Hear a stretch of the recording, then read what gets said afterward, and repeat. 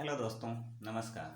आप सभी को हमारे इस YouTube channel audio book of Prince में तहे दिल से स्वागत है। अब मैं जो आपको स्टोरी सुनाने जा रहा हूँ वह है हमारे संगत के ऊपर पड़ने वाले असर के बारे में।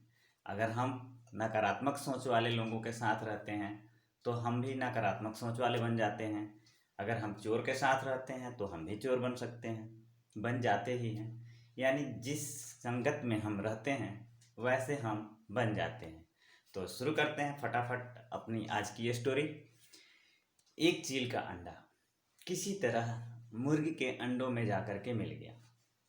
मुर्गी उस अंडे को भी अपने अंडे समझ करके उसको वैसे ही पालती रही जैसे वो अपने अंडे को सेती है। फिर समय आया और सब अंडे से बच्चे निकले बाहर। फिर वो मुर्गियों के झुंड में, वो चील का अंडा से जो निकला चील का बच्चा, वो भी मुर्गियों के झुंड में रहने लगा। और जिस तरह मुर्गियाँ ज़मीन खोद के दाने चुनती वैसे ही वो भी ज़मीन खोद करके दाने चुनने लगा और वैसे ही अपना जीवन जीने लगा। मुर्गियाँ जिस तरह कुड़कुड़ाती वैसे वो भी कुड़कुड़ाता। मुर्गियाँ जितनी उड़ान भरती यानी 6 से 7 फीट 10 फीट मैक्सिमम, वैसे उतना ही वो भी उड़ान भरता।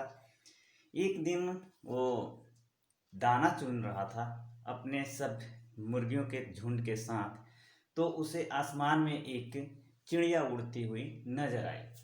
तो उसने अपनी माँ यानी जो थी उससे पूछा, माँ ये जो आसमान में जो उड़ रहा है वो क्या है?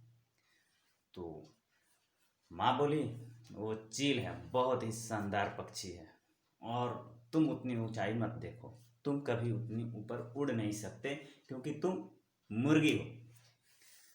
बस उसने सोचना बंद किया कि सही बात है, वो तो चील है और मैं मुर्गी हूँ।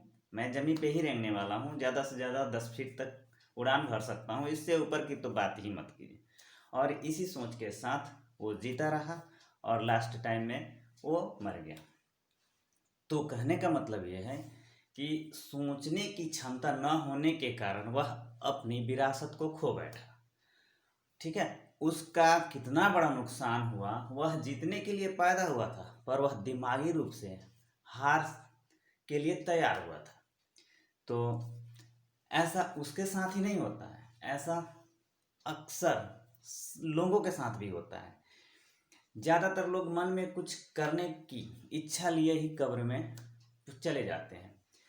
तो हम अपनी ही दूरदर्शिता की कमी की वजह से बेहतरीन हासिल नहीं कर पाते। अगर हम चील की तरह आकाश की बुलंदियों को छूना चाहते तो हमको चील के तौर तरीके सीखने चाहिए, वैसी संगत में रहनी चाहिए, तब तो हम उतनी ऊंचाई उड़ सकते हैं।